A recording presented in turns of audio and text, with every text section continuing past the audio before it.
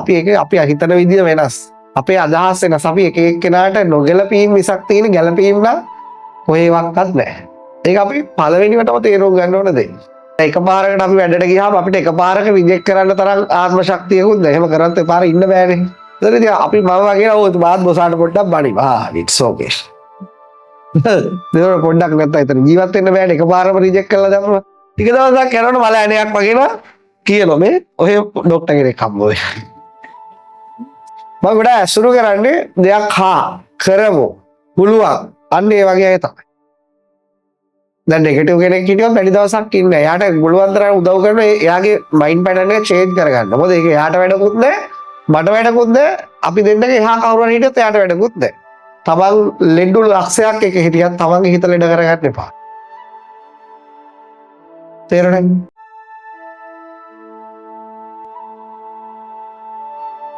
ස්වාමිනාස් අපිට ජීවිතයේ ඒ කාලවලදී අපට එක එක මිනිස්සු එක පිරිසත් එක්ක ජීවත් වෙන්න වෙනවා. ඉතින් එක මිනිස්සු හිතන පතන විදිය වැඩ කරන විදිය වෙනස්. ඉතින් අපිට ඒනට එතනින් යන්න බෑ. අපි දැන් වැඩ කරන තැනක් වගේ වුණා නම් ජොබ් එක කරන තැනක් වගේ ඔෆිස් ඔය ළඟට කරලා ගියමට හිටියා. ඔෆිස් එකක වගේ වුණා නම් ඔෆිස් එකේ වැඩ කරන ඇත්තක අනිවාර්යෙන් ඉන්න ඕන. දැන් ඒ වගේ තැනක මේ මිනිස්සු හිතන පතන විදිය වෙනස් විදිහට දැන් හිතන්න. මෙතන බොස්ට බන්නන කෙනෙක් එහෙම ඉන්නතර ටික දවසක් යද්දී අපේ හිතත් ඒ පැත්තට නිකන් අවු නේද අනිවාර්යයෙන් යනවා. ඒක තමයි. කොහොමද අපි එහෙම වෙනස් වෙන්නේ නැතුව ඒක හොඳ ප්‍රශ්නයක්. දැන් බලන්න අපිට ජීවිතේදී අපි ජීවත් වෙනකොට හම්බ වෙන්නේ ගැළපෙන මිනිස්සුද වැඩිපුර නොගැළපෙන මිනිස්සුද? නොගැළපෙන මිනිස්සු. නොගැළපෙන මිනිස්සු. අපි හැමෝටම මට හම්බ වෙලා ඉන්නේ මම මේ මෙතන හිටියේ මේ එක එකක් මට ගැළපෙනවද කියන්නේ? ගැළපෙන්නේ නැහැ. උඹලට මාව ගැලපෙනවද කියන්නකෝ. ගැලපෙන්නේ නැහැ. හරිද? ඒක එහෙමයි. වැඩි ඕනේ අපිට මට දැන් අපේ අම්මවත් මැච් වෙන්නේ නැහනේ. ඉතින් මම යාගේ බඩේ ඉපදුනාට මට යා මැච් වෙන්නේ නැහැ. එයාට මම මැච් වෙන්නේ නැහැ. ඉපදිච්ච දවස් ඉඳලා. හරිද? එතකොට එහෙම තමයි. එතකොට අපේ යාළුවොත් ඒ නිසා අපි හිතන විදිය වෙනස්. අපේ අදහස් වෙනස්. අපි එක එක්කෙනාට නොගැලපීම් මිසක් තියෙන ගැලපීම් නම් කොහේවත් නැහැ. ඒක අපි පළවෙනිවටම තේරුම් ගන්න ඕන දෙයක්. ඒ කියන්නේ අපිට කට්ටියක් එක ජීවත් වෙනවාම කියන්නේ අර තිස්සතර කතාවක් කිව්වා. ඒක මම මතක් කරන්න. තිස්සතර වැඩතරහනක දීුවා කසාද බඳිනවාම කියලා කියන්නේ ගැළපෙන දෙන්නෙක් විවාහයට නොගැලපීම් දෙකක් ගලපගෙන යන එක කියලා. ඒක කසාදෙට විතරක් නෙවෙයි. අපි අසුරු කරන හැම කෙනාම එහෙමයි මම කියන්නේ. දැන් මෙයා හිතන විදිහට නෙවෙයි මම හිතන්නේ. එයා සිගා එකක් ගහන්න හිතනවා මම සිගා එකක් ගහන්න නැතුව ඉන්නේ හිතනවා. හරිද? එහෙමනේ. එතකොට එයා සමහර වෙලාවට තව විදියක් හිතනවා මම තව දෙයක් හිතනවා. ඉතින් එහෙම තමයි. ඉතින් අපි දෙන්න ජීවත් වෙනවනේ. ඒ දෙන්න ඒක වෙලාව ෂෙයාර් කරනවා. වැඩපලකට ගියාම වෙන්නේ වැඩපලක ගොඩාක් ලංකාවේ වගේ ගියාම වැඩිපුරම ඉන්නේ මෙහෙ වුණත් එහෙම තමයි. කොහේ වුණත් බෑ නෑ. කියන්නේ මේ මෙහෙම ඇද්ද හොයන්නම පුරුදු වෙච්ච මිනිස්සු තමයි ඉන්නේ. මට නම් ගොඩක් වෙන්නේ එහෙමයි. කියන්නේ ඇද්ද يعني මිනිස්සුන්ට හරිම ලේසියිනේ වෙන එකෙක්ගේ අඩුවක් හොයාගන්න එක. ඒ කියන්නේ අපි අසුරු කරනකොට ඒ කෙනෙක්ගේ හොඳකට වඩා මොකද්ද අඩුවක් හොයාගන්න එක පට්ට ලේසි. ඇයි අපිට අඩුව කියලා ගන්න අපිට සාපේක්ෂවනේ අපි හිතන එකට අපිට සාපේක්ෂව අනිත් මිනිහෙක් බොහෝ දුරට වෙනස්. එතකොට අරට එක්කෝ ඒකේ කියන ඔයා කිව්වා වගේ ඒක බෝ වෙනවා තමයි. එතකොට දැන් එකපාරකට අපි වැඩට ගියාම අපිට එකපාරක රිජෙක්ට් කරන්න තරම් ආත්ම ශක්තියකුත් නැහැ. එහෙම කරත් එපාර ඉන්න බෑනේ. ඒතර ඉතින් අපි මම වගේ නෝ මාත් බොසාට පොඩ්ඩක් බනිනවා. it's okay. දෙවර පොඩ්ඩක් නැත්නම් එතන ජීවත් වෙන්න බෑනේ. එකපාරම රිජෙක්ට් කරලා දැම්මම ටික දවසක් යනකොට මල ඇණයක් වගේ නා කියනවා මේ ඔය ડોක්ටර් කෙනෙක් හම්බ වෙයි. හරිද? දැන් ටික කාලයක් ගියාම අපිට හිතවත් වුණාම කියන්න පුළුවන්නේ. එකපාරට කඩාපයි ඉන්න නැතුව. ඒ කියන්නේ දැන් ඔයාලගේ යාළුවෙක් ළඟ ඉන්නවනේ එයාට උඩක් කියන්න ටික දවසක් ගියා. එයා හැම දෙයකම බෑ නම් කියන්නේ, නෑ නම් කියන්නේ, නෙගටිව් උනා. අනිවාර්යයෙන්ම එයා ශක්තිමත් කෙනෙක් නෙවෙයි. එයා පොසිටිව් කරා. මම ඔයාලට ඉස්සරහ කිව්වේ දැන් මම ගොඩක් ළඟින් ඇසුරු කරන්නේ නෑ දුර්වල ගොඩක් මිනිස්සු. හරිද? ඇසුරු කරන්නේ මම කරන්නේ එයාලට උදව් කරන එක විතරයි. මම ගොඩක් ඇසුරු කරන්නේ දෙයක් කරමු පුළුවන් අන්න ඒ වගේ අය තමයි. දැන් නෙගටිව් කෙනෙක් හිටියොත් වැඩි දවසක් ඉන්නේ. එයාට පුළුවන් තරම් උදව් කරන එයාගේ මයින්ඩ් පැටර්න් එක චේන්ජ් කරගන්න. මොකද ඒක එයාට වැඩකුත් නැහැ, මට වැඩකුත් නැහැ. අපි දෙන්නගේ එහා කවුරු හරි හිටියොත් එයාට වැඩකුත් නැහැ. මගේ සද්දකෝසේ බෑ කියන ඒවා හරිම අඩුයි ඇත්තටම නෑ ඒවා තේරෙන්නෙම නෑ. එතකොට ඒ වගේ මිනිස්සු අපි වගේ හිතන පතන ආසන්න වශයෙන් ඒගොල්ලොත් සමාන නෑ ආසන්න වශයෙන් ඒගොල්ලොත් යම් එන්කරෙන් ධෛර්යවත් හැමතිස්සෙම ඇක්ටිව්. ඒ වගේ ඇත්ත එක තමයි වැඩ කරන්නේ. දැන් ඔයාලා කිව්වොත් දැන් අතන දැන් ළමයි 4 දෙනෙක් එන්න පරක් වුණා කියනවා. මොකද සබ්මිට් කරන මෙහි කොන්ද ඇදිලා. යවදාව යාළු වෙන්න ගන්න වටින්නේ නෑ. එයි මම දැන් අර ඔයා දැන් අමල් ඇවිල්ලා මෙතන මේ කකුල ඔයා බලන්න මේ වෙලා තියෙන්නේ. ඒ කකුල හෙන අමාරු වේදනාවක් දැන් මගේ කාමරේට ඇවිල්ලා හරි අමාරුයි කිව්වා බෙහෙත් දෙකක් දෙන්න ඕවා එපා කිව්වා. ඒත් දැන් අර තංගල්ලේ ඉඳලා හෙට උදේ තංගල්ලේ 10 මාරට තිර කරලා දැන් හෙට උදේට ඔයාලට යෝග කරන්න යා එනවා. ඒකේ කකුලෙම ඩ්‍රයිව් කරගෙන. දැන් මම කිව්වත් උඹ ඉඳපන් කියලා එනවා. එතකොට අන්න ඒ වගේ මිනිස්සු තමයි ඇසුරු කරන්නේ. අයියේ. දැන් අපිටත් යකෝ පොඩි අර මෙහෙ ඉඳනකොට හිතනවා ඒක පැත්තකට දාලා අර වගේ වැඩ කරන්න එපායි කියලා. එතන අපි දැන් කවුරු හරි එකෙක් ඉන්නෝ උගේ කූඹියෙක් කරනවා. උගේ මගේ අලියෙක් පෑගුවා. මට බෑ. එපා. ඒ වගේ වැඩපළා තුනක් දාලා යනවා අපලට. කිසි සතුටක් නැති වැඩපළක් ඒක. ඒ වගේ ජීවිතේ තෝරගන්න. ඒතර අනිත් කට්ටියට හායි හොයි කෑවද එච්චරයි. අසුරු කරන්න එපා. අර හම්බුනලා හා කෑවද? කාලෙක. හායි කොහමද? බයි. SMS එකත් හායි හොයි විතරයි. ඒ නිසා එතන වැඩපළේදී ඒගොල්ලෝ නිකන් හිතා ගන්න ඩමි. එච්චර. ඒගොල්ලෝ අසුරු කරන්න එපා. ඒගොල්ලොත් එක බොරුවට hina වෙන්නේ ඒකේ තමයි යන්නේ. අර වගේ මිනිස්සුත් එක්ක ජීවත් වෙන්න ඕන. යා මේ මිනිස්සු අතර හොයාගන්න නැත්තම් වෙන්නේ හැමතිස්සෙම නහයට අඬාගෙන. අර වාඩි වෙලින් කතා කරන්නේ නහයට අඬාගෙන. මොකෙන්ද යන්නේද?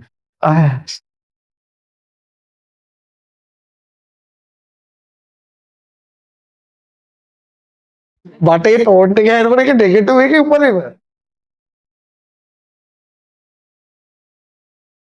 එහෙම නෙවෙයි. ඒක වෙනස් කරගන්න මම කියන්නේ ආ වැරදි නෑ. හොඳ ළමෙක්. හැබැයි මොකෝ වෙනස් කරගන්නේ. ඕක හරියන්නේ නෑ. හැමතිස්සෙම දැන් වැඩසටහන කළා මේක කරලා ගිහින් එන්න ආවුලන්නේ. මේක දැතුව අරක ගිහින් බෑ. ජීවිතය හදාගන්න පොසිටිව් මග අරින්න එපා.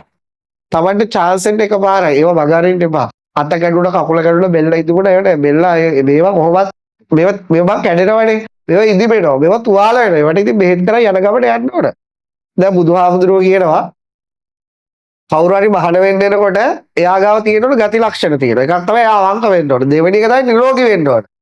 අවංකයි ලෙඩානම් කියා දෙන්න බෑ.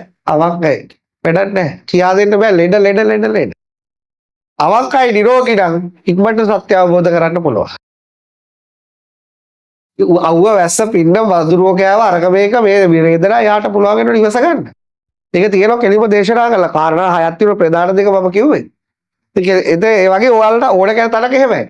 ඕනම දෙයක් වෙන්න නිරෝගීකම තියාගන්න ඕන. නිරෝගීකම කියන්නේ ඇඟ ලෙඩ වෙන්නේ නැහැ කියලා නෙවෙයි. පොඩි ලෙඩ වලට බෙහෙත් කරගෙන ෆ්ලෙක්සිබල්ව තමන්ගේ වැඩේ කරගන්න හැකියාව. මේක එහෙම නෙවෙයිනේ. වැටුනොත් අයින් නැගිටවන්න අතු 10ක් තියෙනවා. දැන් හොඳයි. අයි හිතේ ලෙඩේ ඊට පස්සේ. දැන් ලෙඩේ හොඳ වෙලා හිතේ අර තාම ලෙඩේ අයින් වෙලාට. බොගෝවකී ඒ වගේ වුණ. හරිද? ඉතින් ඒ නිසා එහෙම නෙවෙයි. එහෙම කරන්න. දැන් මේ මම දේශනාව කරන්නේ මේ අතේ එලෙසුව. මේකේ හැමිරිස්සාව. මේකේ මේ ඩිස්ක් එකක් දාලා තියෙන්නේ කොන්දේ. ඒව උලන්නේ නැහැ. හිත එහෙම ප්‍රශ්නයක් නැහැ. එයාට ප්‍රශ්නයක් තියෙන හින්දා අයින් ගියාම අර කසාය හට්ටියක් අර සම්බල තියෙන එක බීලා අලවෙනවා එච්චර. මේ වෙලාවේ කරන්න ඕන වැඩේ කරන්න ඕන. උඩ තිබුණත් මේක ඇවිල්ලා කරන්න එච්චරයි. ඒ නිසා නිරෝගීකම කියලා කියන්නේ ඇඟ ලෙඩ වුණාම ඒක ප්‍රතිකාර නොකර ඉන්න එක නෙවෙයි. ඒකට ප්‍රතිකාර කරන ගම හිත ලෙඩ කරගන්න නැතුව ඒ ජවයේ තියාගන්න. හිත ලෙඩ කරගන්න එපා ඇඟ ලෙඩ වුණාට. ගොඩක් අය ඇඟ ලෙඩ වෙනකොටම හිතින් ඊට වඩා දහස් ගාණක් පැටිලා ඉවරයි. ඒකට නෙවෙයි මේ දේශනා කරන්නේ. ඇඟේ ලෙඩේට බෙහෙත් ගන්න එපා කියලා මම කවදාවත් කියලා නැහැ. හැබැයි මෙහෙමයි. ඔළුව කා කියපු ගමන් පල්ලෙහා දොස්තර හම්බ වෙන්න යන්න එපා. පොත්තමල්ලි තියෙන පැන්ඩෝල් තියෙන අය ඔය ගහලා බලන්න. අමාරුම නම් තමයි. දැන් මම මේ ඔළුව කා කියන වෙලාවට අර කා කියන වෙලාවට දොස්තරලා හම්බුණා නම් කාමරේම බෙහෙත් ගොඩක් විතරයි. ඊළඟට ඔයාලගේ කෑම මොකද්ද කෑමක් බලන්න ඕනේ. දැන් මම වාගේ ප්‍රශ්නේ අහන්න කියලා. ඔයගොල්ලෝ හොඳට මම දැන් තේරුම් ගන්න ඔය හැම කෑම જાති හදනවනේ ඒවා බටහිරත් එක්ක සම්බන්ධයි. ඒ කෑම ජාතිත් එක්ක ඒගොල්ලෝ බෙහෙතුත් හදනවා. ඒ කෑමත් එක්ක ව්‍යාපාර දෙකක් කරනවා. ඔයාලා ඒව කනකොට ඔයාලට බෙහෙත් බොන්න වෙනවා. ඒ කියන්නේ එකක් ගත්තොත් එකක් බෙහෙත් සල්ලි දීලා ගන්නවා, තව එකක් සල්ලි දීලා ගන්න වෙනවා. ඒ තමයි බෙහෙත්. කෑමෙන් ගොඩාක් පරිස්සම් වෙන්න. දැන් මේවා මම අන්තිමලා කියන්නේ. ඒවා කාලා කාලා ලෙඩ වෙලා තමයි මේ කියන්නේ. දැන් මම ඉස්සර ඒවා කන්නේ වඩා ගොඩක්ම හෙල්ති. මම අවුරුදු 5ක් විතර දැන් මේ මැක්ඩොනල්ඩ්ස් පීට්සා හාල්කි ජැක්ස් තෝවා කෑවා. බඩු හරි. හරිද? දැන් බෙහෙත් ටිකක් මෙහෙම පේනවා. නිසා උඹලට ඒක නොකරන්න මේ කියන්නේ. ඒව කාපල්ල ඕනනම් මාසෙකට දවසක් දෙකකට එකක් ටයිම කවන්නේ. ඒව කන්න එපා නිතර. ඉවරයි. පලා, පතෝල, කොහිල, දබල කෑම තමයි. අන්න කෑම. ඒ කියන්නේ මෙහෙන් තීන බෙහෙත් ටිකක් මෙහෙන් ඇහිරෙනවා එච්චර. ඉතින් තමන්ගේ ජීවිතේ අර දේවල් ඉඳ හිට කාලා ඒක කරාට කමන්නේ නැහැ. ඒක නිතරම ඒව භාවිතා කරන්න එපා. ඒවා තමන්ම ජීවිතේ පෙළගස්ස ගන්නවා. ඈ ඒවා අහුව ප්‍රශ්නේ අර ඇසුරු කරන එක ඒවා ඒ අවස්ථාවට කලින් මෙහෙම ප්‍රේම කරගන්න එපා. අතන ආයතනයට ගිහිල්ලා මෙහෙම ඇසුරු කරනවා කියලා. එතෙන්ට අනුව වරගෙන වහුලෑ ගෙදර එල්ලෙන්නේ එතෙන්ට අනුව තමයි ෆ්ලෙක්සිබල් වෙලා. හැබැයි තමන් පරිස්සම් වෙන්න එක එක නෙගටිව් මිනිස්සුගේ ලෙඩ ටික තමන් ගොල්ලොන්ට නොගෙනින්න. ඒක පරිස්සම්. දැන් ඕගොල්ලෝ මෙච්චර ඉන්නවනේ. දැන් ඔයාලා ආව මෙතන. මහාන වෙච්ච අයත් ඉන්නවා. තව යගේ යාළුවොත් ඉන්නවා. වැඩ කරන අයත් ඉන්නවා. මට දැන් මේ හම්බ වෙන අති බහුතරයක් නෙගටිව් මිනිස්සුද පොසිටිව් මිනිස්සුද? මේක අන්තම පන්ටම නෙගටිව් චරිත හම්බ වෙන්නේ. මෙහෙරින් වහන්සේලාත් ඒ. හරිද? ඉතින් එහෙනම් මම කොච්චර නෙගටිව් වෙන්නේ බය මොකෙක් කියනවා. මට වැඩිපුරම හම්බ වෙන්නේ 10ට අඬාගත්ත ඇවුන. අර මාතර දෙන්නේ තමයි කොල්ලෝ දැක්කම පොඩි ජවයක් එන්නේ. අනිත් ඒවා ගෙදර යන්නද ආච්චි මැරිලාද 100ට ලෙඩ වෙලාද දෙර නහය වලාවට අඬාගෙන ඉන්නේ. මමත් එහෙම මටත් එහෙම වෙන්න බෑ. එහෙම වෙන්නේ මම ඒව මගේ සීමාවට ගන්න නැහැ. ඒ කියන්නේ ඒක තමයි මගේ ආත්ම ශක්තිය. ඒ නිසා ආත්ම ශක්තියක් ඇති කරගන්න තමන් ලෙඩු ලක්ෂයක් එක හිටියත් තමන්ගේ හිත ලෙඩ කරගන්න එපා. තේරුණාද? මෙහෙම නැත්තම් මේකට එනනේ මානසික දවසට කීයක් මානසික ප්‍රශ්න තියෙන මට මගේ මේ කන් දෙකට කියන මානසික ප්‍රශ්න. පවුල් කැඩුනා, ගහගත්තා, මරාගත්තා, කොටු පැන්නා, කොටු හීරුවා අර මේ ඕතයි මට හම් වෙනවද දිනුණා. එහෙම කියන්නේ මම කෙලුණාම නේ මේ කන් දෙකට කියන්නේ. විලාසෙල කෙලුණා. ඒක මට කොච්චර කෙලවෙන්න එපා ඒවා. එහෙම ගන්න බෑ. හිත ඇතුළට ගන්න. ඒක තමයි මම ඉගෙන ගත්ත දහම. ඒක තමයි ඔයාලට කියා දෙන්නේ. මම ඒ දහම අවබෝධ කරගන්න කියලා. නිසා කොච්චර දුර්වල මිනිස්සු ඉතින් ඒගොල්ලොත් එක ඉන්න උනොත් අපි වගේ බලා ගන්න ඕන බොහොම සිහියේ ඒව අපේ ඔළුවට බෝ කරගන්න නැතුව පයින් කරගන්න. ඊට පස්සේ එයාලත් එක්ක ඉන්න කාලේ හිටියා අර අපාය දිව්‍ය ලෝකයක් කරන් හිටියා. ඊට පස්සේ ඒකට ආත්ම ශක්තියක් හදාගන්න. නැත්තම් බලන්න මේකේ දැන් ඔයාලා ටික දෙනෙක් එහෙම ශක්තිමත් කරලා ඉන්නවා. මම වගේ මෙතන හිතන මිනිස්සු හිටියනම් තව අඩුතර වැඩක් ඕනේ නැහැ. මට මෙතන හිටියනම් මේ ආපු ළමයිගේ 20ක්. එහෙනම් මම තව 200කට තව මෙතන උගන්වනවා. 2000කට උගන්වන්න එච්චර හිටියා. අනිවාර්යෙන් උගන්වනවා. හරිද? එක්කෙනෙක් දෙන්නෙක් ඉඳලා තමයි මෙහෙම යන්නේ. ඒ වගේ. එතකොට දැන් මෙහෙම වැඩ කරව මෙහෙම තා කොච්චර අපිට දේවල් කරන්න පුළුවන්ද? අපිට ගොඩක් ප්‍රශ්න යන්නේ උඹලා මොටිවේට් කරලා අරයි යන්න නේ කාලේ යන්නේ. ඒ ටයිම් එකේ ගිහිල්ලා වාහන ටිකක් හොදන්න පුළුවන්. එන විප්ලව කොච්චර කරා අපිට මේ දැන් තියෙන සෝෂල් මීඩියා කොච්චර දේවල් කරන්න පුළුවන්ද ආර්ථිකයද? බෑනේ. උඹලා දැන් ඔක් කිය අර අසයින්මන්ට් එක කරා උදේ යෝග කරා දැන් මම හැක් වෙලා ඉන්නේ මට මොකක්ද? එහෙමනේ කිය. එහෙමනේ කියන්නේ. එහෙමනේ හරි ගේමක් ගහමු කියන්නේ කර. ඒ කියන්නේ උදේ ඉඳලා ඊට ගිය දවසේ ලිස්ට් එකක් ලියාගෙන ඊයේත් කරා. ඊයේ මම කිචන් ඩියුටිත් කරා. දැන් බෑ.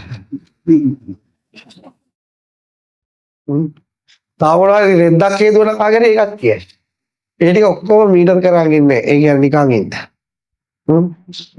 එහෙම අමාරුයි. මම හිතනවා ඔයාලා වෙනස් වෙයි කියලා. යම් ප්‍රමාණයකට මේ හිතන විදිහට වෙනස් කරගන්න උත්සාහ කරනවා. ඒ වුණාම තමන්ගේ ආත්ම ශක්තිය කොච්චර හිටියද නැත්නම් ඔයාලා හිතන්නකෝ දැන් මේ සිවුරේ ඉන්නවා. තරුණ කාලේ මහාන වෙලා. දැන් අවුරුදු 20කට කිට්ට. කී දෙනෙක් සිවුර වල යන්න කතා කරලා තියෙනවද? කී දෙනෙක් අසාධපදින්න කතා කරලා තියෙනවද? කී දෙනෙක් යාළුවෝ ඕක දාලා වරේ කියලා තියෙනවද? කීයක් කියලා තියෙනවද?